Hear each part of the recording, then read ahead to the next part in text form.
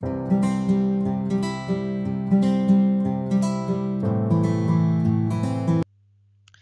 day, everyone. Greeting of health and prosperity to all of us. See you again in the data analysis and visualization course. The topic for this meeting is data analysis and visualization presentation. Still with me, Leon Andretti Abdillah. Good luck.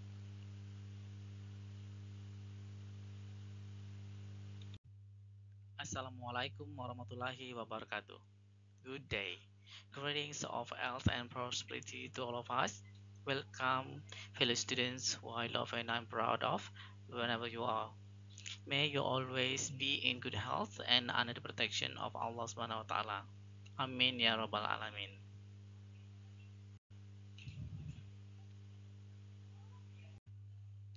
Lecture untuk mata kuliah ini adalah Leon Andretti Abdillah, saat ini sebagai Associate Professor Computer Science and Information System pada Fakulti Science and Technology.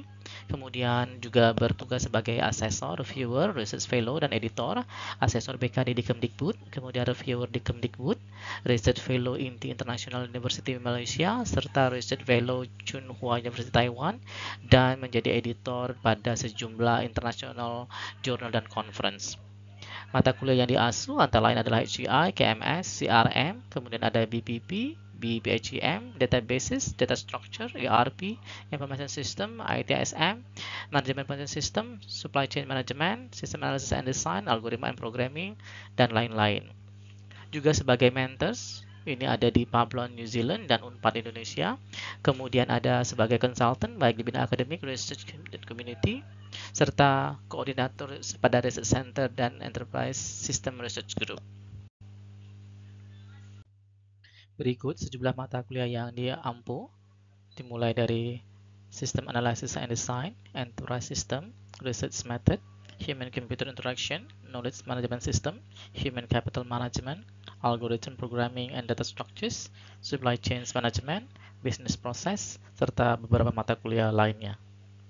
This course provides hands-on training in data analysis and visualization using Excel and Tableau. Students will learn to analyze, visualize, and present data insights effectively for great decision-making. In Excel, students will explore key tools such as pivot tables, advanced formulas, and charting techniques to clean, analyze, and visualize data. They'll develop the skills to create impactful reports. In Tableau, students will learn to build interactive, visually compelling dashboards and charts. They'll gain expertise in connecting to data sources and creating insightful storytelling visualizations. Oke, sekarang baru masuk ke course objektif ya. Students should be able to the following by the end of the course. Jadi ada sejumlah hal yang diharapkan dapat dikerjakan oleh mahasiswa setelah mengikuti perkuliahan ini. Yang pertama itu adalah Master Data Analysis Technique. Jadi, with Excel and Tableau, student will learn fundamental data analysis concepts like data cleaning, transformation, and statistical analysis. Jadi teknik analisa data yang utama itu meliputi data cleaning, transformasi, juga sampai ke analisa statistika ya. Yang kedua adalah Excel Data Management. Learn how to manipulate and analyze data effectively using Excel features such as formula, pivot table, Power Query, and Power Pivot. Nah, ini adalah mengelola data secara excellent ya, meliputi ada formula, ada pivot table, Power Query, dan juga Power Pivot. Yang ketiga yaitu Effective Data Visualization. Learn best practices for producing meaningful representation in Excel and Tableau that effectively communicates findings. Nah, ini cara memvisualisasikan data yang ada ya, sehingga dapat menjadi sarana komunikasi yang baik. Yang keempat adalah build interactive dashboard ya. Learn how to create dynamic and interactive dashboards and reports in Excel and Tableau with a focus on interactivity and data storytelling. Nah, ini juga yang cukup penting adalah dashboard ya. Di sini data tadi dapat kita ceritakan ya. Nah, kalau ada dashboardnya dapat kita ceritakan seperti storytelling, kira-kira seperti itu. Last but not least, yang kelima adalah apply data analysis to decision making. Learn how to use data insights to enhance decision-making process, as well as industry-specific data visualization use case. Nah, di sini baru cara pengambilan keputusan ya. Jadi visualisasi tadi itu bisa dibuat untuk proses pengambilan keputusan. Oke, sekarang masuk ke course expectation. Yang pertama adalah attendance dan enrollment. Jadi mahasiswa diharapkan secara reguler itu hadir ya, bisa secara offline ataupun online, termasuk juga dalam diskusi, dalam forum, serta kegiatan berkelompok. Yang kedua adalah task and assignment. Jadi selama perkuliahan Anda akan mendapati sejumlah tugas-tugas, bisa juga kuis, ujian untuk menilai seberapa capaian pemahaman Anda terhadap konten mata kuliah ini. Kemudian ada juga group project.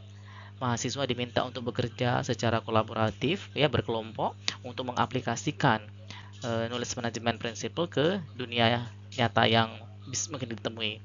Yang keempat adalah reading and resources. Nanti kita akan berikan sejumlah recommended reading and resources.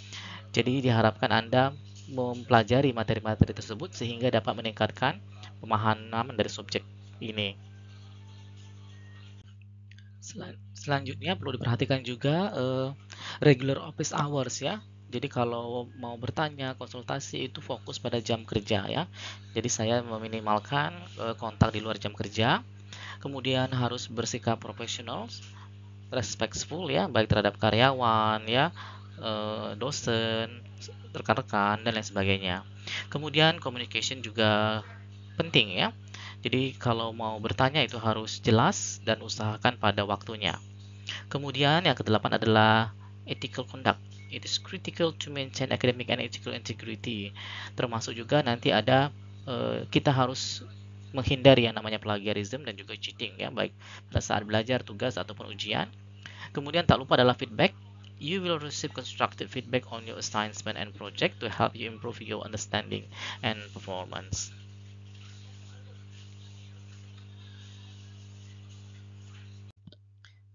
Konsep yang pertama yaitu adalah data analysis.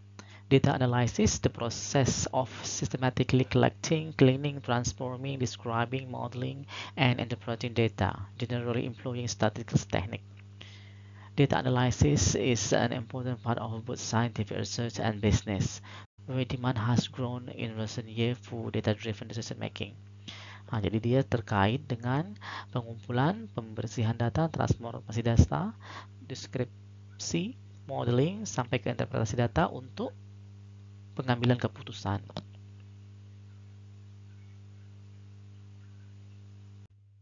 Visualization, by displaying complicated data sets in graphical formats like maps, graph, or charts. Visualizations make them easier to understand.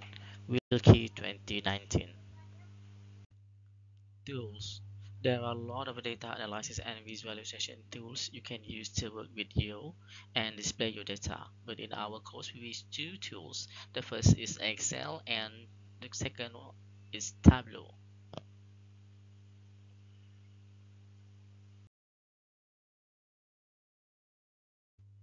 Data collection approaches. Primary and secondary methods of data collection are two approaches used to get information for research or analysis purposes. Tableau is a powerful data visualization tool known for its interactive dashboards and easy drag-and-drop interface.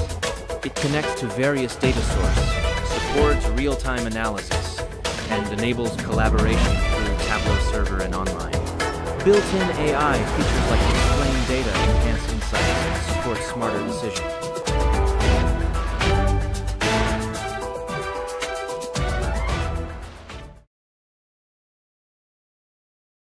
This meeting serves to showcase students' data analysis and visualization projects, allowing them to communicate their findings clearly and effectively. It provides an opportunity for peer and instructor feedback, fostering critical thinking and improving presentation skills. This collaborative environment encourages deeper understanding of data storytelling and analytical techniques.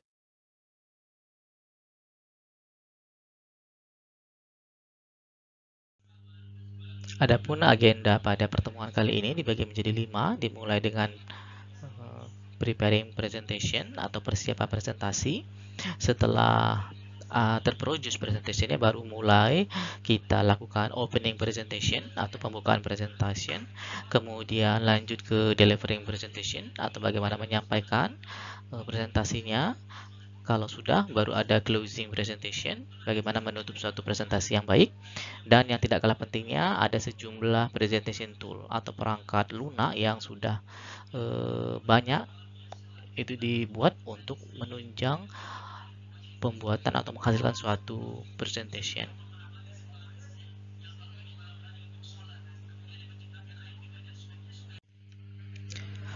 Mari kita mulai ya. In presentation, menurut Weisman tahun 2022, every presenter's challenge is to move the audience from where they are at the start of the presentation, which is point A, to the presenter's objective or goal, which is point B. Nah, jadi katanya tantangan dari setiap presenter adalah untuk ya menggerakkan audiens dari mana mereka mulai presentasi yang dikenal dengan point A ke tujuan atau objektif dari sang presenter, yaitu point B. This dynamic shift is persuasion. Point B is your call to action. That's the point. Pergeseran secara dinamis itu dikenal dengan istilah persuasi, di mana point B itu disebut sebagai aksinya ya. Jadi itu poin dari presentation itu. Jadi kita akan mengajak audiens kita untuk melihat dari tujuan atau objektif kita.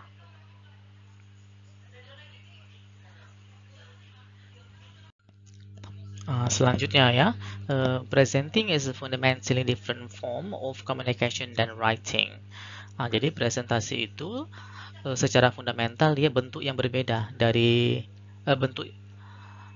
bentuk komunikasi yang berbeda daripada menulis ya. Jadi cenderung dia menggunakan bisa eyes, voice, and body language. Kalau writing cenderung menggunakan textual, written information ya.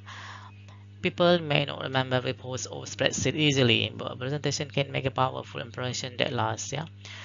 Orang bisa saja tidak mudah untuk mengingat laporan-laporan, lembar kerja dengan mudah ya. Tetapi suatu presentasi itu bisa membuat kesan yang mendalam dan membekas, kira-kira seperti itu ya. Ini menurut Barker 2011. Kemudian, think a presentation as a formal conversation. Walaupun present itu ada yang disampaikan, tetapi tetap kita anggap sebagai sesuatu yang conversation yang bersifat formal. Nah, berantaranya adalah a slide presentation ya, more up close and personal. Jadi slide presentation kita buat dekat dan personal dengan kita sebagai presenternya. Jadi tidak boleh pula terlalu kaku ya.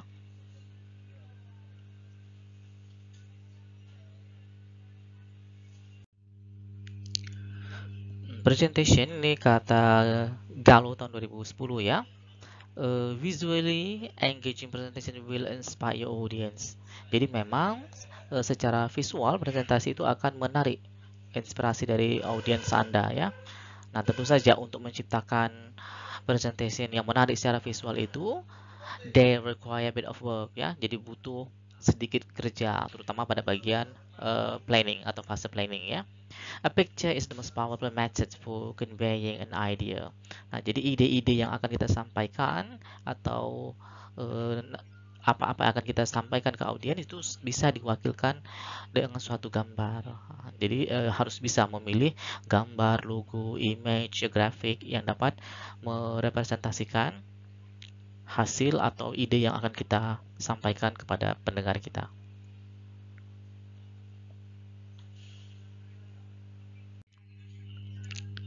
Atkinson advocated three-step storyboard approach to creating presentation. Jadi Atkinson dia mengusulkan ya, mendorong untuk menggunakan suatu pendekatan storyboard approach yang terdiri atas 3 tahapan untuk menciptakan suatu presentation ya, dimulai dari writing, sketching, and producing.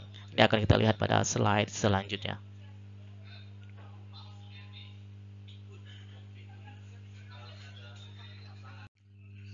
Three-step storyboard approach. Jadi pada pendekatan storyboard yang terdiri atas 3 langkah, dimulai dari writing ya.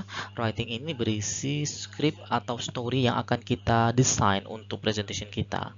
Setelah ada story-nya, barulah langkah kedua masuk ke sketching ya. Di sini berisi desain mulai dari fontnya, warnanya, background, sampai ke slide transition. Selanjutnya, apabila selesai sketching, baru masuk fase terakhir 3, yaitu producing. Di sini mulai menghasilkan presentation slide dengan bantuan dari presentation software yang nanti akan dijelaskan.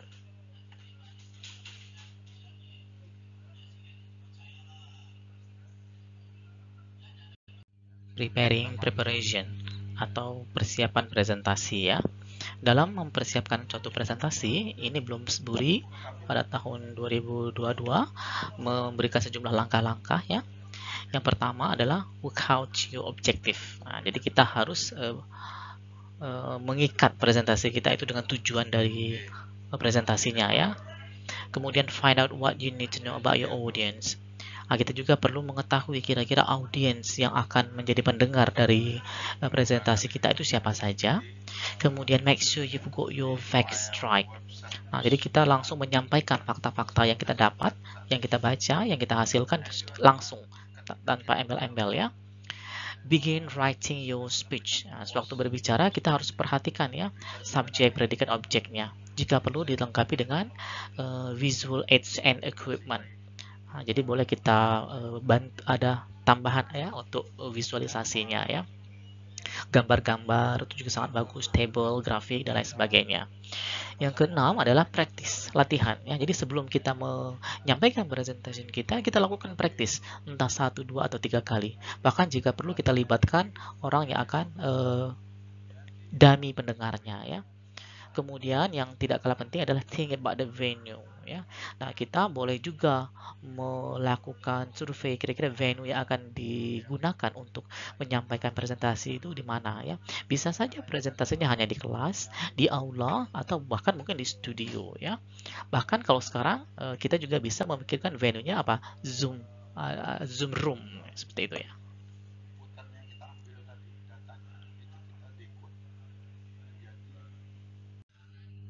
Sewaktu opening presentation, kita bisa melakukan sejumlah hal sebagai berikut. Yang pertama misalnya, reading the title of paper and or giving a self-introduction, seperti name and affiliation. Jadi boleh kita baca judul dari paper dan memberikan perkenalan diri ya. Setidak-tidaknya nama dan affiliation. Tapi singkat dan padat saja. Yang kedua, immediately explaining the research framework. Example, for the past 2 years we have been observing. Nah, ini kalau pada presentasi yang ilmiah sekali ya, kita langsung jelaskan kerangka penelitiannya. Mungkin kalau untuk yang bisnis, pendekatan bisnisnya ya, silahkan. Yang ketiga, providing an outline of the presentation contents ya. Jadi di sini kita akan menyediakan seperti daftar isi atau outline dari konten presentasinya ya. Contohnya adalah today I'll be talking about, atau hari ini saya akan berbicara terkait bla bla bla bla bla bla.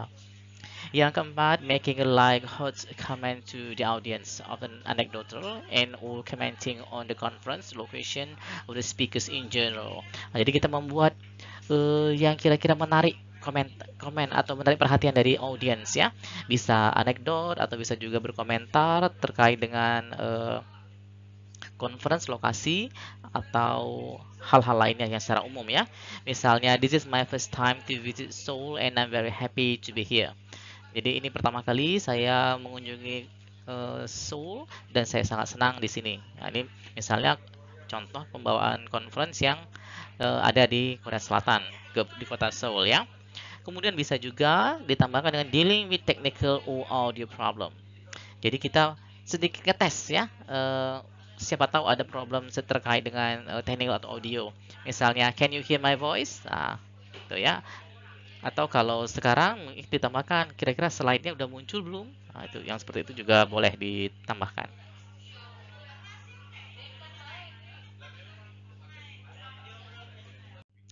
Delivering presentation. Delivery is broadly about 3 kind of activity. Ini kata Barker ya.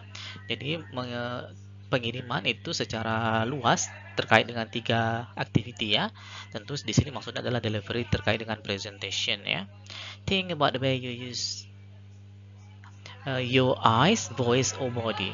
Jadi ketika kita menyampaikan presentasi kita harus menggunakan cara yang kita gunakan ya. Apakah kita melibatkan mata, suara, atau body.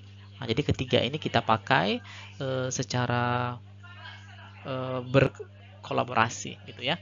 Jadi bisa saja kita, walaupun ada penekanan, kadang-kadangnya pada satu sesi kita lebih menekankan pada penggunaan mata, gerak mata ya, tatapan mata, penekanan suara, atau mungkin gesture dari body kita.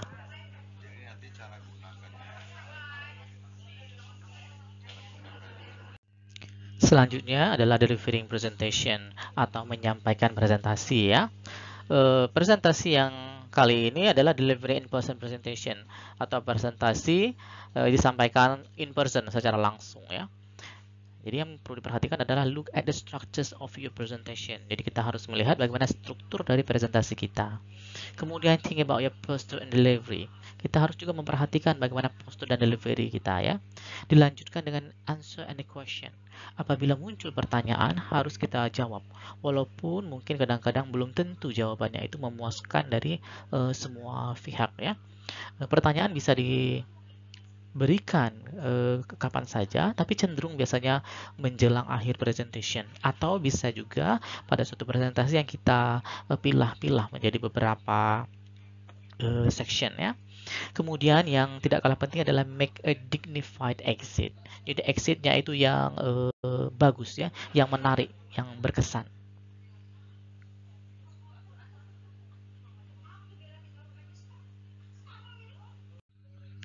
Selain konvensional presentation, kita juga bisa melakukan delivering online presentation.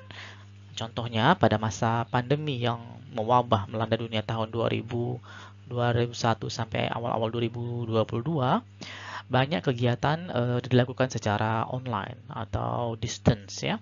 Maka kita mulai menggunakan berbagai teknologi alternatif ya. Yang paling populer adalah misalnya cloud Zoom meeting ya.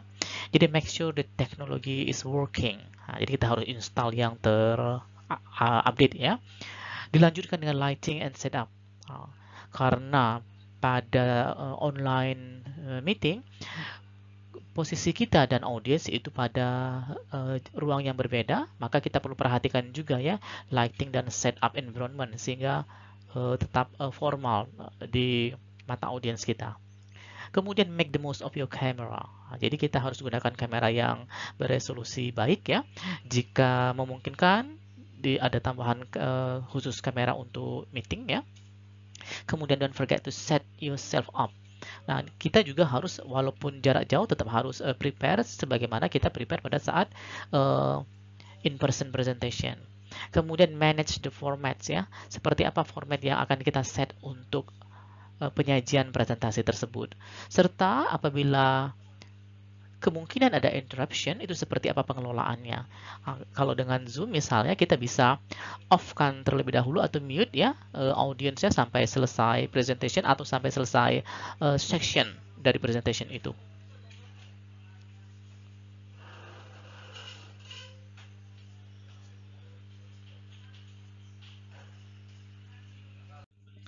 Delivering presentation. When delivering a presentation, you provide two type of info. Ini dari Dayon tahun 2021 ya.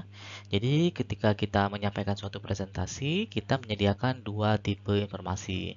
Yang pertama yang nampak secara visual, yaitu adalah slide yang kita tampilkan. Yang kedua yang tidak nampak, tapi ada, yaitu secara verbal, yaitu apa? Your voice. Jadi suara kita itu sangat memperkaya bagaimana informasi yang ada pada slide disampaikan kepada audiens yang mendengarkannya.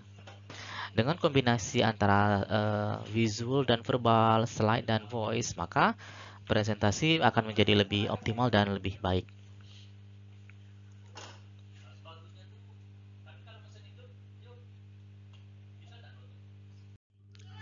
Ketika delivering presentation, untuk slide presentation, ini perlu memperhatikan font ya.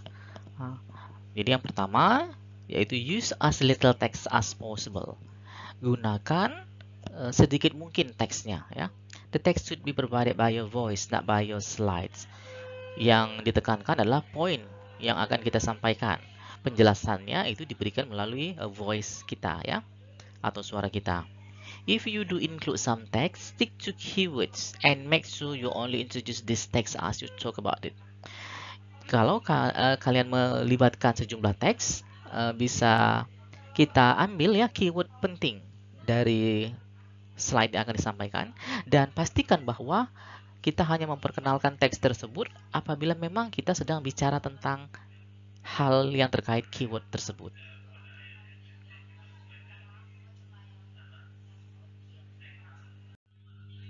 Ketika menyampaikan suatu presentation itu ada 9 elemen ya dari presentasi yang sangat baik. Yang pertama, kita adakan yang namanya headlines ya. Nah, ini juga penting karena headline ini akan menjadi daya tarik utama ketika orang akan menyaksikan presentasi kita. Kemudian ada passion statement, pernyataan passion kita sehingga orang tahu, oh kira-kira seperti ini arah dari presentasi ini. Kemudian, nah ini merujuk ke Steve Jobs ya, 3 key messages. Ya, jadi ada 3 pesan kunci yang akan disampaikan, kita ringkas. Kemudian ada metaphors and analogy, itu bagaimana ada slide perubahan, dan bisa juga kita adakan analogi ya untuk beberapa kondisi. Bisa juga dilengkapi dengan demonstration, terutama kalau ada produk atau coding yang dikerjakan ya. Kemudian juga boleh kita munculkan partner kita, apakah itu dalam penelitian atau dalam kegiatan, sehingga presentasinya lebih meyakinkan ya. Bahkan lebih lengkap lagi, boleh ditambahkan customer evidence and third-party endorsement. Selanjutnya yang juga semakin menarik akhir-akhir ini adalah video clips. Nah, jadi ada beberapa presentation itu dilengkapi dengan video clips, entah itu di awal, di tengah, atau di akhir. Usahakan jangan terlalu panjang video clipsnya, filenya juga jangan terlalu berat karena bisa mengacaukan sebelum presentasi ya kalau dia terlalu banyak, terlalu panjang, atau terlalu berat. Selanjutnya boleh juga dilengkapi dengan yang namanya ada flip charts, kemudian props, and show and tell. Nah, ini adalah 9 elemen yang dapat kita pakai dalam membangun suatu great presentation.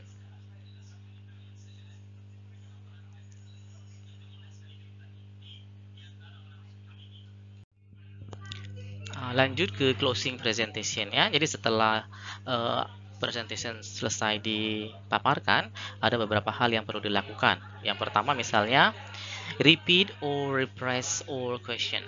Nah, jadi biasanya kalau sudah ditutup, kita akan mencoba menjawab beberapa pertanyaan dari audiens. Caranya kita repeat dan sedikit direphrase semua pertanyaan. Ini tujuannya adalah untuk mengingatkan kembali baik kita sebagai pembicara maupun audiens yang memberikan pertanyaan. Dan ini juga memberikan respect bagi audiens bahwa pertanyaannya diperhatikan. Yang kedua, leaving your slide deck behind. Nah, terutama pada conventional presentation, slide yang kita paparkan itu ada versi cetaknya, dan itu kita minta panitia untuk mencetak sebagian dan diberikan. Tetapi kalau sekarang pada zaman full digital, bisa kita share aja PDF filenya ya. Kemudian perlu juga diperhatikan beberapa bagian dari presentation itu cocok untuk report dan mungkin tidak cocok untuk written papernya. Nah, ini misalnya untuk colorful bagian-bagian dari data yang mungkin perlu ditegaskan, itu juga perlu dijelaskan after presentation.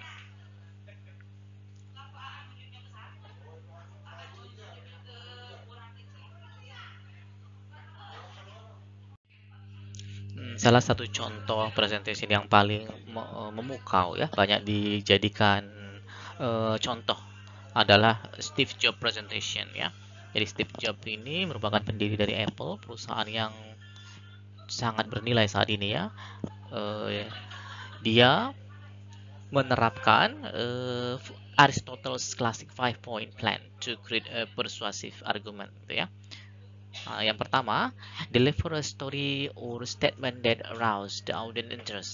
Jadi kita berikan suatu cerita singkat atau statement ya yang dapat memicu minat dari penggemarnya atau audiens kita. Pose the problem or question that has to be solved or answers. Kemudian tampilkan masalah atau suatu pertanyaan ya yang akan bisa diselesaikan atau dijawab. Kemudian offer a solution to the problem you raise. Tawarkan solusi terhadap masalah yang dimunculkan ya. Kemudian baru describe specific benefits for adopting the course of action set forth in your solution. Manfaat apa yang akan didapatkan ya? Kalau sudah baru state the call to action. Ya, dia baru lakukan aksinya ya. Untuk contoh misalnya dia mengatakan now go out and buy one. Ya, ketika dia mempromosikan produk yang ia tawarkan atau presentkan.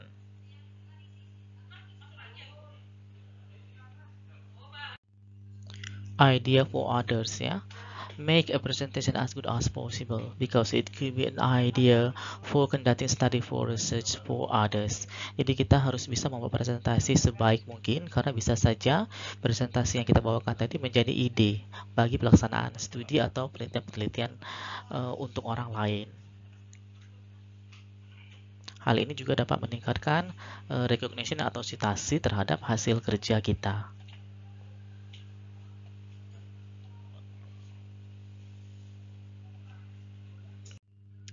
Selanjutnya adalah presentation tools ya. Ada sejumlah perangkat lunak atau software yang biasa digunakan untuk membuat suatu presentation. Misalnya yang paling populer adalah Microsoft PowerPoint, kemudian ada Canva, lanjut dengan Genially, kemudian ada Google Slides, selanjutnya adalah Ludus, kemudian ada Powtoon, kemudian ada Prezi, ada juga SlideCamp, Visma, serta Zoho. Masih banyak software-software yang lain. Nanti kalian kalau membuat presentation boleh menggunakan software yang di list ini atau software yang lain yang tidak termasuk. Silahkan saja.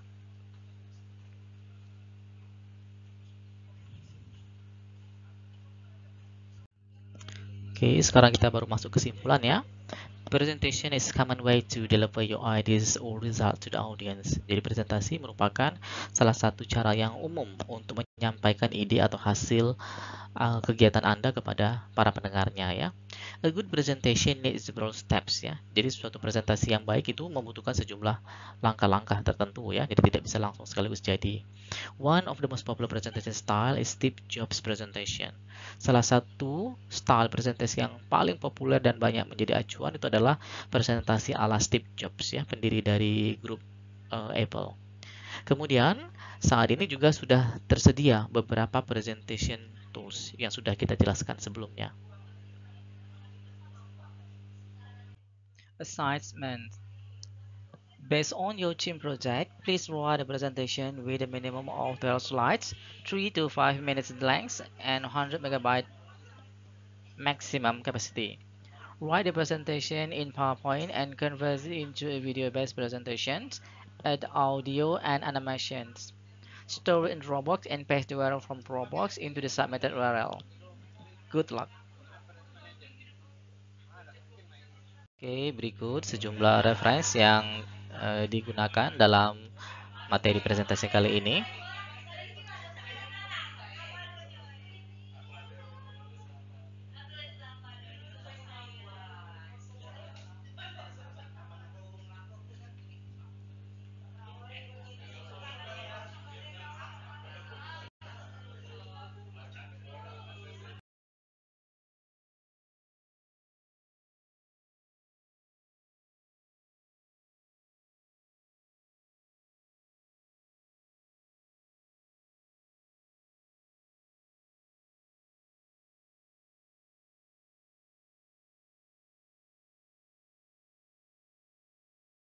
Thank you. Don't forget to watch, like, comment, share, and subscribe at Leon Abdillah. See you again.